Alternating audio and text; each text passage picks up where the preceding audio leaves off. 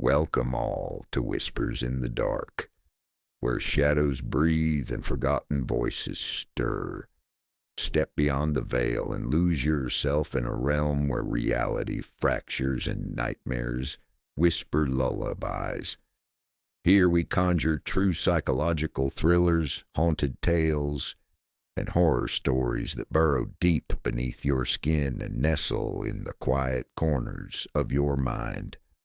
Each story crackles like old film reels, unspooling secrets too heavy for daylight. Whether it's the slow unraveling of a fractured psyche or the cold caress of something unseen lurking just behind you, we promise narratives that will haunt you long after the final word is spoken. So get ready, dim the lights, slip on your headphones and listen closely for the whispers in the dark. And subscribe if you dare to return. It started the summer my parents dropped me off at my grandparents' house in upstate New York while they went on a second honeymoon to fix their failing marriage, and I was 13, bored, resentful, and already twitchy about the way the woods pressed so close to the property, like they were trying to take it back. My grandparents lived in this old farmhouse, all creaky floors and musty corners and windows that rattled in their frames, even when there was no wind. And the moment I walked in, I felt something off, like the house noticed me, like something behind the walls paused to listen. My grandfather was quiet as ever, his mouth always folded into a permanent grimace, and Grandma doted on me with food and quilts and stories I didn't ask for, but none of it distracted me from the attic door at the end of the upstairs hall, which was always locked, always cold when I passed it, like there was a freezer behind it instead of a staircase. They never mentioned the attic, not once, not even when I asked what was up there, and Grandma just said, "Nothing you need to worry about," and changed the subject so fast it left me dizzy. It wasn't until the fourth night that I started hearing it, a slow dragging sound above my ceiling, like furniture being pushed across the floor, but too steady, too rhythmic, and always happening just as I was falling asleep. I told myself it was the house settling, or squirrels, or whatever bullshit explanation kids give themselves to survive the night, but it got worse. Scratching, not the kind a mouse makes, but long and deliberate, like fingernails across wood, followed by a sound like breathing, deep and slow and wet, directly above my bed. I told Grandpa, and he stared at me for a long moment before saying, "Some doors stay shut for a reason, boy," then walked away, like that was enough explanation to let me sleep again. I tried ignoring it, tried stuffing towels under the door and sleeping with music on, but nothing drowned out that crawling, that shuffling, that horrible breathing, and on the seventh night I snapped and stole the key from Grandpa's desk while he was out back, chain-smoking and pretending not to exist. The door was ice-cold in my hand, like touching metal in a freezer, and when I turned the key something inside the house shifted, like it exhaled after holding its breath for years. The stairs were narrow and steep, and each step groaned like it hadn't been stepped on in decades, dust thick enough to choke on. But what hit me hardest was the smell, rot and mildew and something older, something like meat left too long in a cellar, heavy and sweet and wrong.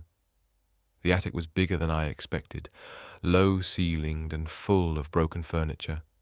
Mirrors covered in sheets, boxes collapsed into themselves, like they were hiding from something, and in the center of the room was a rocking chair, facing the far corner where the light didn't reach. And it was moving, just a little, back and forth, creaking in rhythm with the breath I'd been hearing all week. I froze, not because I saw anything in the chair, but because I didn't. It was empty, yet it moved like someone was in it, like someone was enjoying the motion, slow and steady and staring into the dark. I should have turned and run, I know that now, but I stepped closer, every instinct in me screaming. And as I moved, I saw handprints, child-sized handprints in the dust on the floor, dozens of them fresh, leading from the corner to the chair and then back like something paced up there when no one was looking. And then I heard it, clear as my own breath, a whisper behind me, low and scratchy like a throat full of glass. "You shouldn't be here." I spun, but nothing was there, nothing but boxes and shadows. But when I turned back, the chair had stopped rocking, and something stood in the corner now, half glimpsed in the gloom, taller than a man, its limbs too long, its head wrong, like it had been twisted and stretched, and its eyes, black, depthless, reflecting the pale beam of my flashlight like two wet stones buried in flesh. It stepped forward, and the attic moaned like the house itself was in pain, and I couldn't move, not even to scream, not until it whispered again, closer now, in a voice that sounded like me, my exact voice. "You opened the door?" That's when I ran, tripping down the stairs, slamming the attic door shut so hard the frame cracked, and I locked it, threw the key out the window into the woods, and didn't sleep at all that night. My grandparents never asked about it, never mentioned the broken frame or the smell that lingered for days, or the fact that I refused to go upstairs alone for the rest of the summer. But Grandpa did look at me one morning over his coffee and say, without any expression, "Now you understand," before going back to his newspaper like nothing had changed. But everything had changed because something came down from that attic with me. I feel it in the creaks at night, in the reflections that linger too long, in the quiet moments when I'm alone, and I hear that slow, wet breathing just behind me again, closer every time.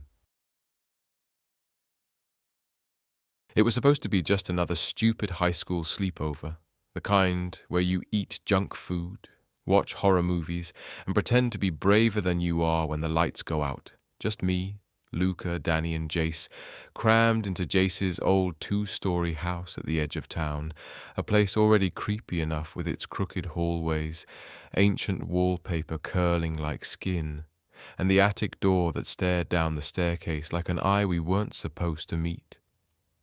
Jace's parents were gone for the weekend, which meant no supervision and total freedom.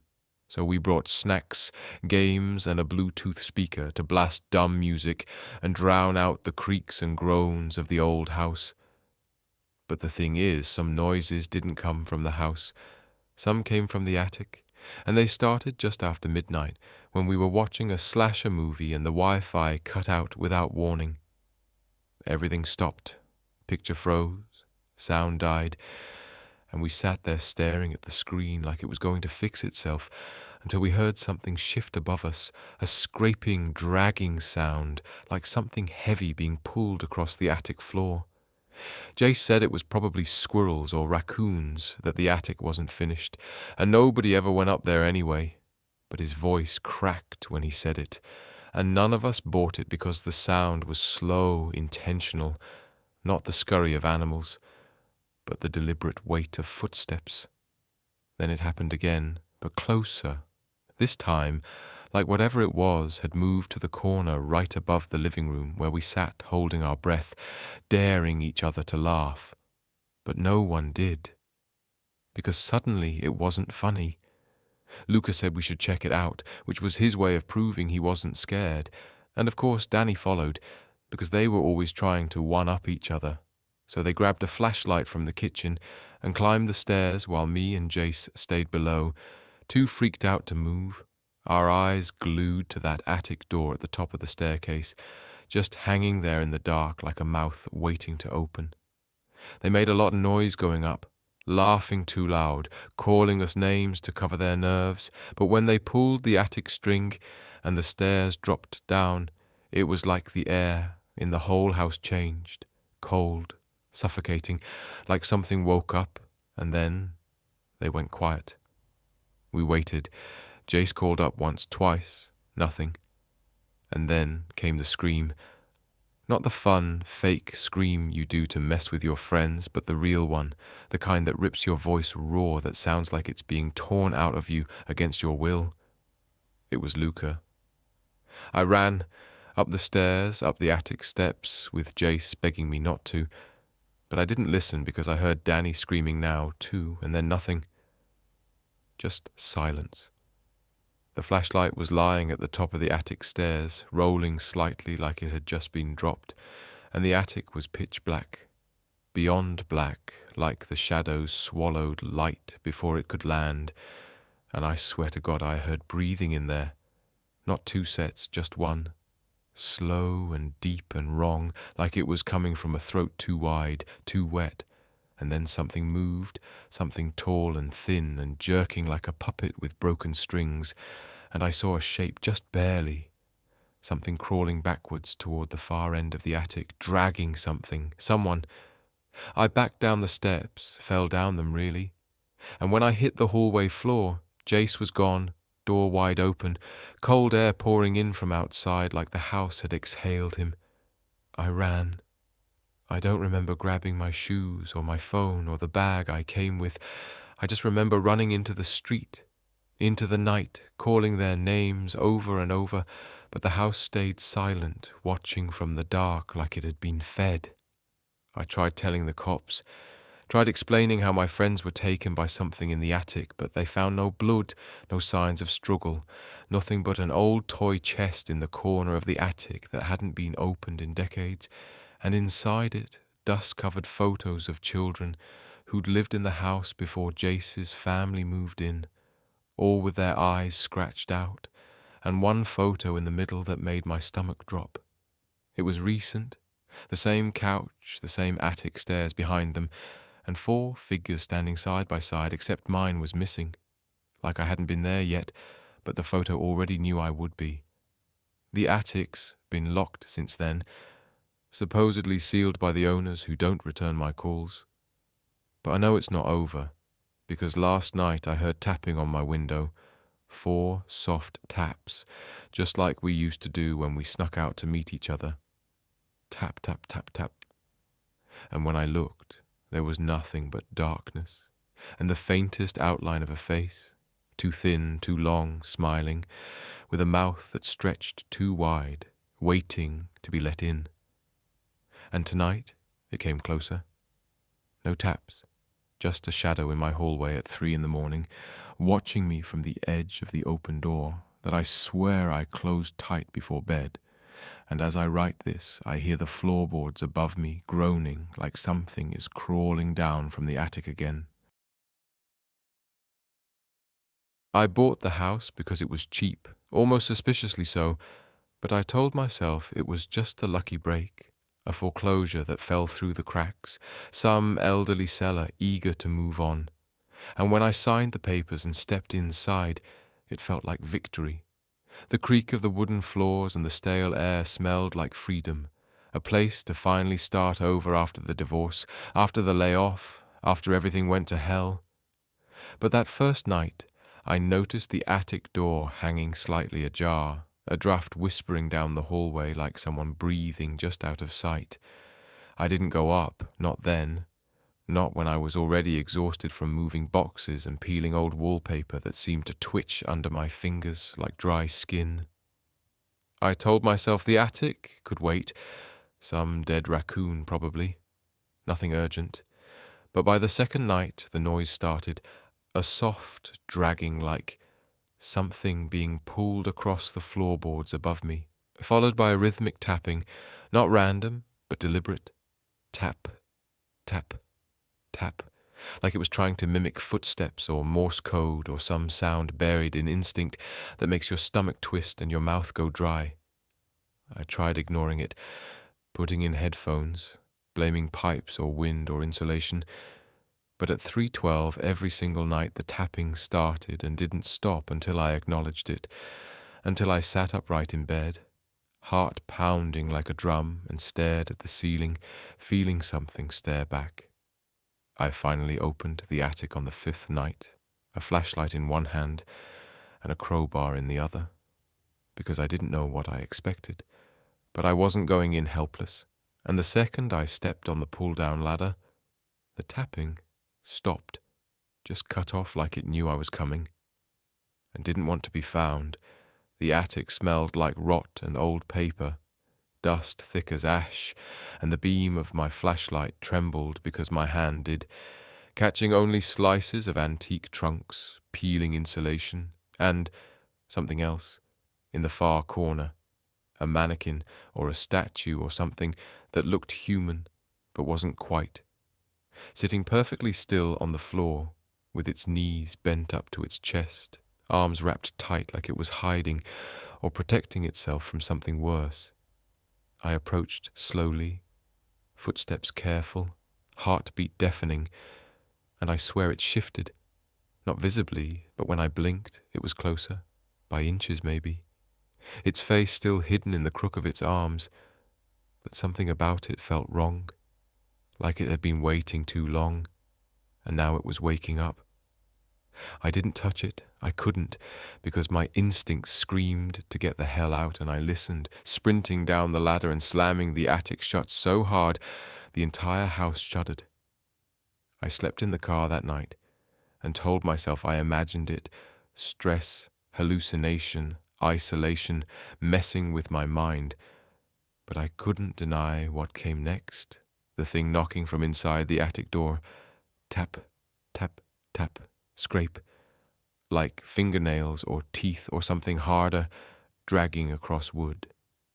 Then I started finding the door open again each morning, wider each time, no matter how tightly I latched it or nailed it shut, until the final night it was gone entirely, just empty space yawning black at the top of the hallway, as if the attic had opened its throat to swallow whatever wandered too close. My phone stopped working inside the house, just static and frozen screens, my calls dropped, my texts unsent, and I stopped hearing traffic or birds or anything beyond my walls, as if the house had been plucked from the world and set adrift in some darker place. And when I finally gathered the nerve to leave, I found the front door bricked over from the inside, not real brick, but layers of old wood and wallpaper and plaster that looked decades aged, but hadn't been there yesterday. I tried breaking the windows, but every pane reflected back not my face, but something else, its arms wrapped around its knees, silent, watching, closer each time until I stopped looking. I haven't eaten in days, I think. I'm not sure what time is anymore, because the clocks don't move and the light doesn't change. And the attic door is always open now, even when I blink, even when I turn away. It's waiting. I know that now, not for permission, but for surrender, because I think the man who lived here before me saw it too. And that's why he left without taking anything. Why the seller refused to come inside, even to hand me the keys. Why the neighbor across the street hasn't looked at this house once since I moved in. I sleep on the stairs now, closest to the exit I no longer have, because I hear it moving at night, creeping down the walls, in the vents, in the corners of my vision, breathing in time with mine. Tap, tap, drag, closer with every cycle. I don't know how much longer I can stay awake. My eyes burn, my mind blurs, and sometimes I think I'm still standing in the attic, staring at that shape, while something else walks around in my skin down here. And when I dream, it dreams too. And in those dreams, I'm curled up just like it, knees to chest, arms tight, waiting for something even worse to find me. I was 12 when I first heard the soft, dragging sounds from the attic, like something heavy was being pulled slowly across the wooden floorboards just above my bedroom ceiling. And back then I chalked it up to the house settling, or maybe even raccoons, though I never saw any signs of animals, and my parents always brushed it off with tired smiles, as if I was being childish and silly, even when the noises got louder and happened more often, especially at night when I was lying alone in bed, listening to the scratching that would start faintly and then build into deliberate paced thuds like footsteps pacing in a circle. But the worst part was the silence that followed, as if whatever made the noise had stopped to listen to me breathing. I tried once to open the attic door myself, the one at the end of the hallway with the pull-down ladder, but it was locked with a padlock that hadn't been there before, and when I asked my dad about it, he got unusually quiet, then said simply, "Old junk up there. You don't need to see it." And that should have been the end of it, except the noises got worse after that, changing from dragging and walking to whispers, real low whispers in a language I didn't know, almost like chanting. And sometimes I swear I could hear my name mixed into the whispers, drawn out and slow, like a warning or maybe an invitation.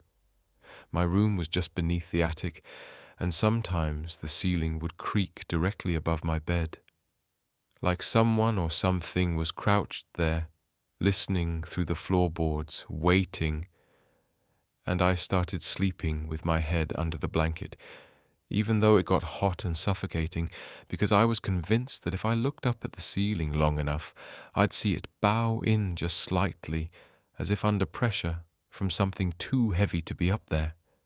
I tried telling my mom again one morning, after a particularly bad night where the whispers had turned into what I swear were sobs, a man sobbing through gritted teeth, but she looked pale and tired and just said, "That part of the house, it's old, that's all." And I thought for a moment she was going to cry, so I didn't press her, and things were quiet for a few days. Quiet enough that I thought maybe I'd imagined everything, until one night the whispers came back louder and clearer, so much so that I sat up in bed and listened, heart hammering, and I heard something that made my skin ice over.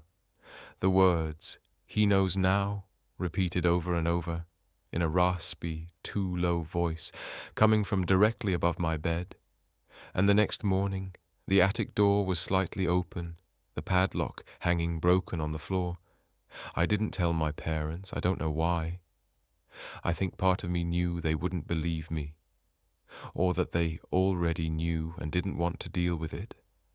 So I waited until the next afternoon when they were both at work, and I climbed up the ladder, sweat slicking my palms, even though the attic was cold, really cold, like a freezer, despite the fact it was August and burning hot outside.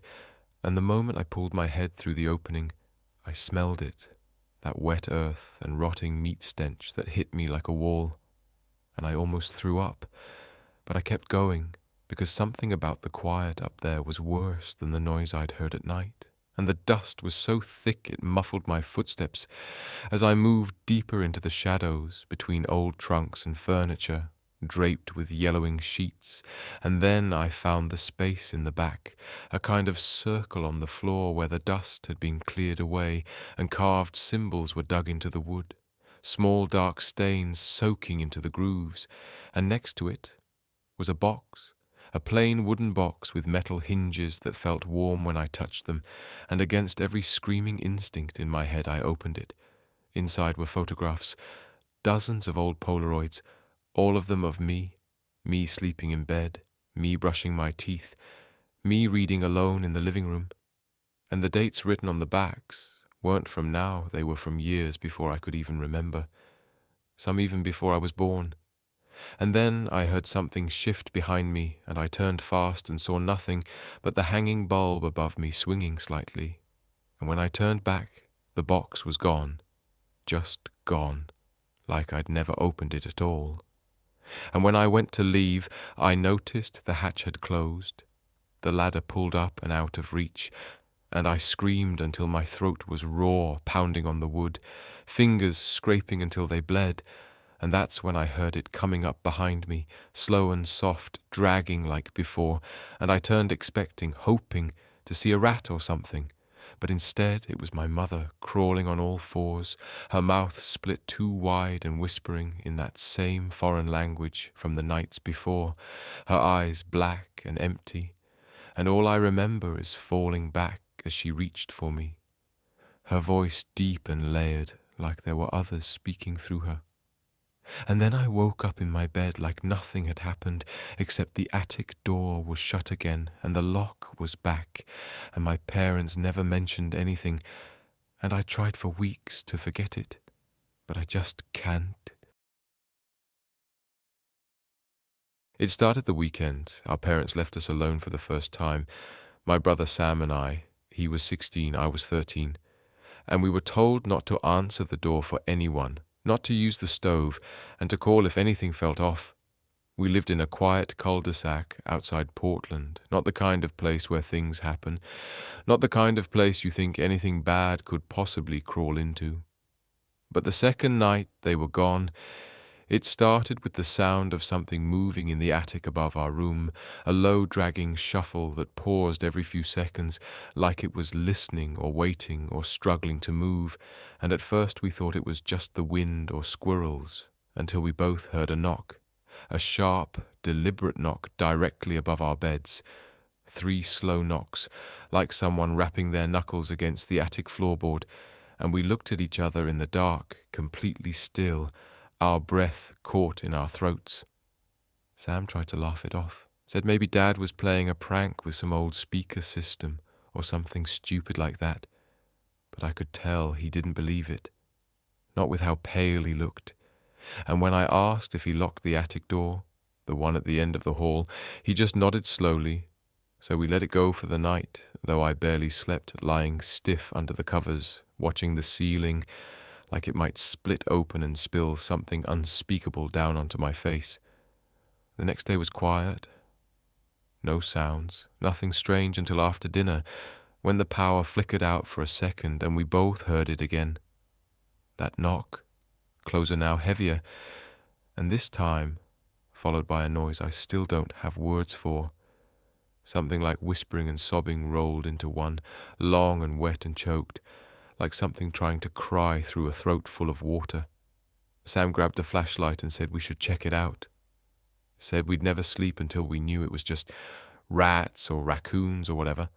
So we crept to the attic door, which was shut but now hanging slightly crooked, its hinges twisted like someone had forced it open and slammed it shut again, and the doorknob was ice cold, so cold it burned when Sam touched it, his hand jerking back like he'd been shocked.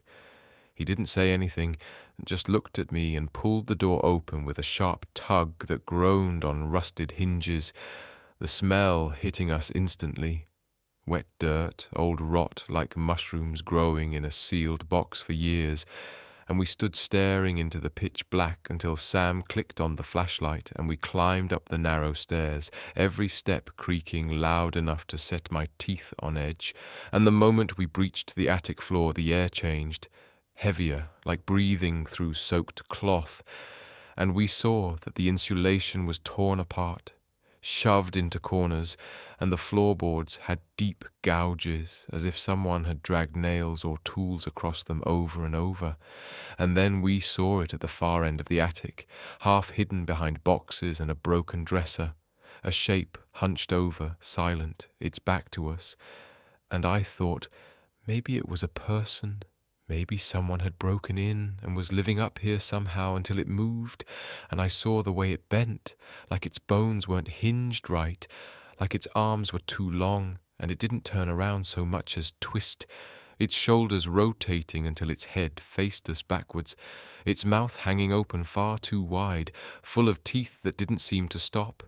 And even though its eyes were sewn shut, it saw us. I know it did, because the second Sam gasped, it launched toward us with this horrible clicking sound, its hands dragging behind it like broken legs, and we turned and ran.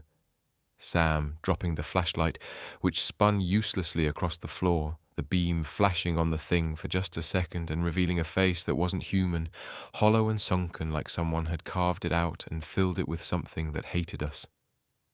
We barreled down the stairs, slamming the attic door behind us, and Sam grabbed a chair and shoved it under the knob, but we could still hear it on the other side, scratching, scratching, like it was writing something into the wood, or maybe digging through it, and we didn't sleep that night. We just sat in the living room with every light on, baseball bats in our hands, waiting for the sun to come up, and when it did, everything was normal again. No sounds, no marks on the attic door, like the scratches had never happened, like the thing had never been there at all. And when our parents got home and we told them what happened, they exchanged this look I'll never forget. A look of shared dread, like they knew somehow exactly what we were talking about. And instead of laughing or telling us we'd imagined it, our dad said in a very quiet voice, "You saw it, didn't you?" And our mom started crying right there in the kitchen, covering her face like she'd been waiting for this moment for years. And they told us something had always lived in that attic, something their parents warned them about, something that didn't like to be acknowledged, and that locking the door and ignoring it was the only thing that kept it dormant. If you enjoyed the journey and survived it, don't forget to like the video, share it with someone who sleeps too easily, and subscribe for more original horror stories delivered straight into your nightmares. And if you have a true tale or twisted idea you'd like me to bring to life, leave it in the comments below. I read them all. Some of my favorite stories come from minds just like yours. And so the final candle is burned out, but some stories never really end. They wait in the corners of your mind, and now so must you. You have heard the incantations of the demised, the shadows sworn to secrecy. But what slipped through, what followed you back into the light, if these stories stirred something inside you, if they made you hesitate before turning off the lights, then don't forget to like, share, and subscribe, because next time, we're going deeper. So rest while you can, because next time the story just might be about you.